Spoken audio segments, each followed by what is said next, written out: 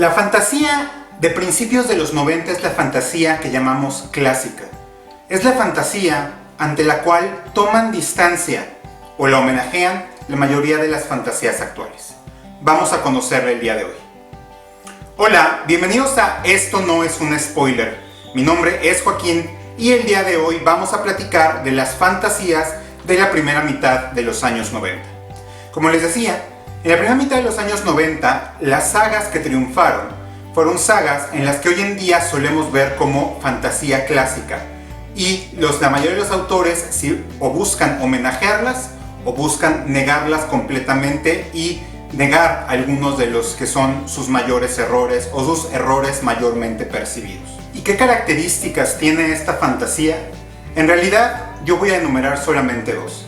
Primero es que esta fantasía es estilísticamente muy típica. Aquí no nos vamos a desviar mucho de la típica historia o lo que llamamos la típica historia del paje de cocinas o labriego o granjero, que resulta tener un legado muy distinto y resulta crecer para convertirse en el héroe por el que siempre echamos las porras. La segunda característica es que estas fantasías tienden a lo que voy a llamar cariñosamente la paja en la fantasía. Y ya veremos a qué me refiero a la paja en la fantasía. Entonces, hoy les voy a contar de los tres autores que dominaron el género en la primera mitad de los años 90. El primero de estos autores se llama Tad Williams. Los tres son estadounidenses y Tad Williams es el menor de ellos. De hecho, Tad Williams es menor que George R.R. Martin. Pero en la época en la que Tad Williams ya estaba publicando su mayor obra, que es Añoranzas y Pesares, George R.R. Martin todavía estaba haciendo series de televisión. Justo en esta época Martin estaba haciendo La Bella y la Bestia en la televisión. Tad Williams, que no tengo sus libros por alguna chanza del destino, no los tengo aquí, escribió primero La canción de Cazarrabo, que es una fantasía ambientada en un mundo de gatos, la cual acaba de ser republicada por el sello infantil de Nova, que es Sin Límites B, en español, y la cual tengo obviamente muchas ganas de leer. Sin embargo, la obra principal de Tad Williams es la saga de Añoranzas y Pesares. La saga de Añoranzas y Pesares tiene una importancia capital en la fantasía contemporánea y les voy a contar por qué. Si bien la historia es relativamente clásica, es la historia de Simon, un paje de cocinas que vive en el castillo que se llama Hayholt en el reino de Osten-Arv, en el cual acaba de morir el rey Juan el presbítero, y sus dos hijos les toca el trono. El trono lo hereda Elías, que es aparentemente un buen candidato a ser el rey, y el segundo hijo, que es Joshua, es como Joshua, es uno más oscuro, del que se conoce menos, es el menos carismático. Pero resulta que Elías tiene un cierto pacto por ahí para revivir al Señor Oscuro. En las tres obras de fantasía vamos a ver, o en las tres sagas de fantasía vamos a ver que la presencia del Señor Oscuro, la presencia del objeto mágico va a ser extraordinariamente prevalente. ¿Ok? En este caso la historia es Simon. Simon, en realidad, como personaje es un personaje más bien torpe que crece para convertirse en el héroe. Y lo que tiene mucho Tad Williams es que en esta saga es la primera vez que empezamos a ver un world building en el cual se suelen asignar roles a cada una de las culturas que tenemos en el mundo histórico, en la historia, a culturas ficticias. Tenemos desde romanos o bizantinos, tenemos nórdicos, tenemos ingleses o anglosajones, que es como es la gente de Osten-Arv. Tenemos también hunos y tenemos incluso amerindios o inuits. ¿Okay? En esta saga, en realidad el objeto fabuloso son las tres espadas, que son Memory, Sorrow and Thorn, que es algo así como memoria, duelo y espino. Y perdón que no me la sepa en español, pero solamente he leído el primer libro y lo leí en inglés. ¿Ok? ¿Qué es lo que tiene esta saga? Esta saga, además de ser muy clásica, lo que tiene es la primera gran tendencia al abotargamiento de la literatura fantástica. Es decir, extender y contar y contar y contar cosas que muchas veces no añaden mucho a la trama. Y cuando lleguemos al autor más importante de este periodo, vamos a ver hasta qué punto se puede descontrolar esto. ¿Ok? Y en segundo lugar, la influencia que tiene Williams. Tad Williams es muy importante, porque es el padre estilístico de algunas de las grandes sagas de fantasía contemporáneas. Cuando uno lee a George R.R. Martin después de haber leído Añoranzas y Pesares, se va a dar cuenta de que Martin lo que hace no es reescribir a Tolkien. Martin lo que hace es hacer una especie de homenaje y reescribir a Tad Williams. ¿Okay? El propio Martin ha declarado que su gran influencia, lo que lo animó a escribir su monumental y kilométrica e inacabada saga, es la influencia de Tad Williams. ¿Okay? Pero hay otros autores que también tienen grandes influencias de Tad Williams. La primera, el propio Martin, por ejemplo, aquí estamos hablando de un trono hecho con huesos de dragón. En segundo lugar, estamos hablando con lords que verdaderamente no son nobles, sino son una banda de granujas buscando aprovecharse del trono. En segundo lugar, la religión. La religión que se inventa Tad Williams es una especie de pseudo-cristianismo mezclado con elementos nórdicos. En este caso es una religión pseudo-cristiana donde el Mesías se llama Usires Aedon y en español es Yesuris Aedon, la cual es idéntica a la religión que pone Patrick Rothfuss en la crónica del asesino de reyes, donde Telu es el dios y es virtualmente idéntica.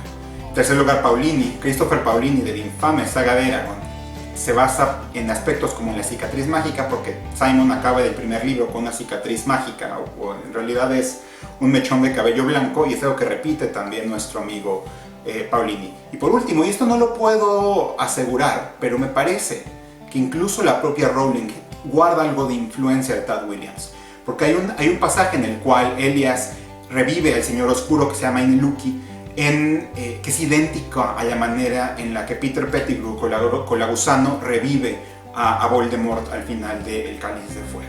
¿Okay? Es importantísimo Tad Williams y este es el primer escritor del que vamos a hablar. Claro que tuvo sus errores. El primero, como les decía, es el abotargamiento. A mí se me hizo pesadísimo el primer libro de la saga, una parte donde Simon huye del castillo. Ya saben, siempre hay que huir del castillo y hacer el viaje físico del héroe, que me pareció muy pesada, y llegó a tal nivel de abotargamiento que el último libro, que es La Torre del Ángel Verde, tuvo que separar su publicación a la hora de hacerlo en paperback, incluso en español, que es A la Torre del Ángel Verde, y en español el tercero, que es la primera parte del último libro, se llama A través del Nido de Gantz. Okay. Bueno, vamos a hablar ahora sí de la segunda más importante saga de fantasía de esta época, y estoy hablando de La Espada de la Verdad, de Terry Goodkind. La Espada de la Verdad, temo decirles, señores, que es una saga de fantasía que es mala a niveles ridículos y que llega a el so bad it's good, ¿no? O sea, es tan mala que es buena, porque sí es emocionante, pero a la vez esto ya es una verdad, un consenso que se dice entre los fanáticos de la fantasía, que esta es una novela de fantasía tremendamente mala.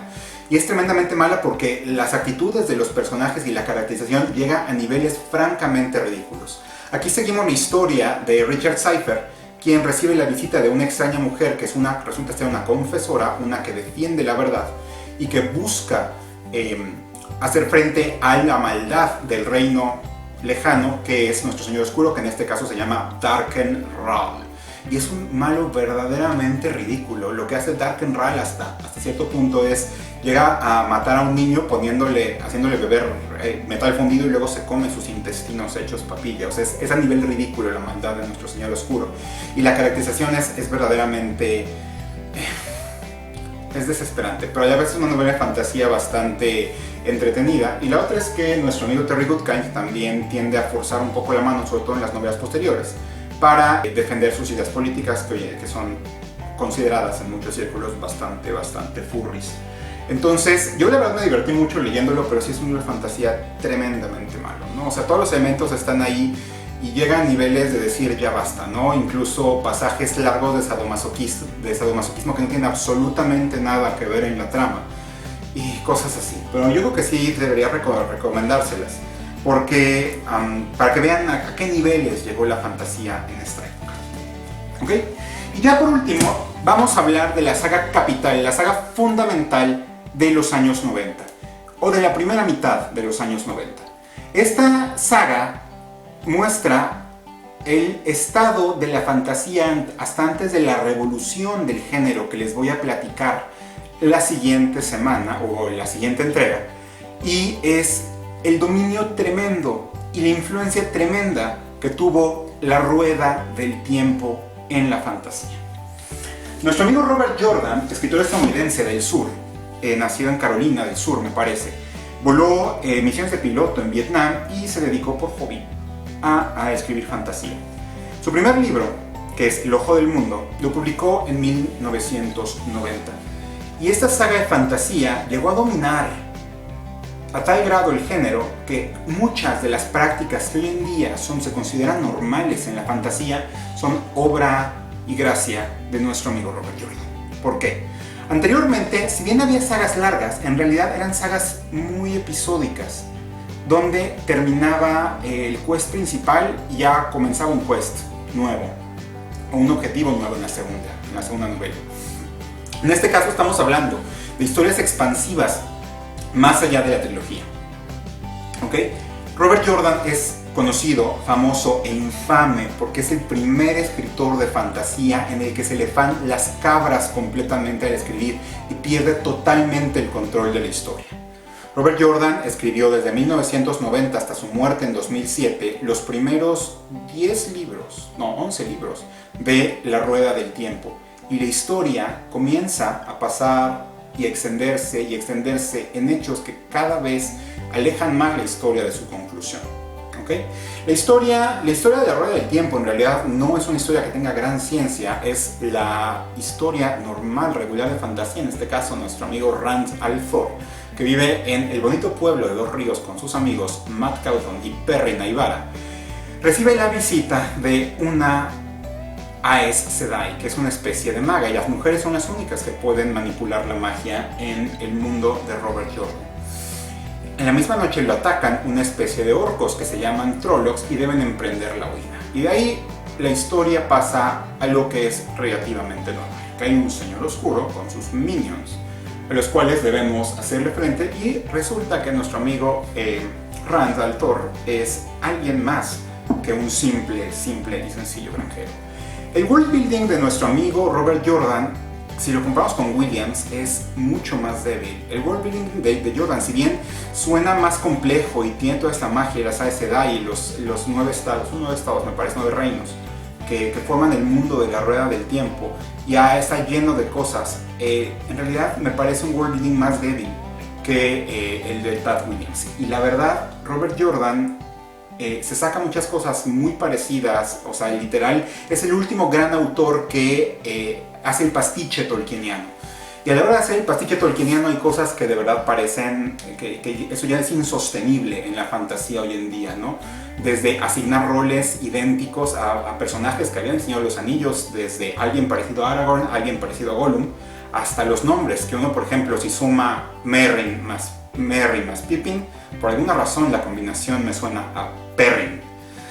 Y la otra es una serie de referencias artúricas más o menos confusas, donde hay un Caemlyn que es como Camelot, donde hubo un Arthur Paendrag que es como una especie de rey Arturo, muy legendario y mítico, y al final es una historia súper entretenida. Yo sé que hay muchísima gente que creció y le tocó ver los 23 años en que esta saga terminó en ser completada, y creció con ella y la ama, pero en realidad es una saga de fantasía que, si bien entretenida y es muy gozosa, por así decirlo, es una saga de fantasía que muestra ya un estado en el que por extender la historia debilitó al género de una manera que hoy en día creo que no se ha recuperado al 100%. Incluso obras mejores ya lo ven como algo normal extender la historia tanto, ¿ok? Y esto es una opinión personal, pero yo no soy de los fanáticos de la fantasía que dice que quiere quedarse más tiempo con los personajes porque ha aprendido a amarlos y quererlos y no puede separarse de ellos. Yo soy de los lectores de fantasía que dice: yo tengo muchas más cosas que leer, entonces let's get done with the story. Pero de cualquier forma, si a ustedes les gustara aventarse la mítica, épica travesía de echarse los 20 libros que son en español, porque separaron los primeros mis amigos de Team Unmask, creo que es una buena experiencia, una buena aventura, nada más que si van a gastar una cantidad fundamentalmente brutal de tiempo. Y como el amigo Jordan perdió el control de la trama a tal medida que cuando murió de un mal cardíaco en 2007, su viuda Harriet McDougal tuvo que pedirle a alguien que completara la saga. En este caso, quien completó la saga fue nuestro amigo Brandon Sanderson. Y cuando hablemos de Sanderson, vamos a entender que Sanderson es fundamentalmente un hijo creativo de Jordan, pero Sanderson busca corregir algunos de los errores que tuvo Jordan, que es fundamentalmente un world building relativamente pobre. Y la otra es una historia fuera de control, porque parece que Sanderson ha planeado más las cosas, ¿no? Entonces, esta fue la fantasía de la primera mitad de los años 90. Es la fantasía creativamente muy débil.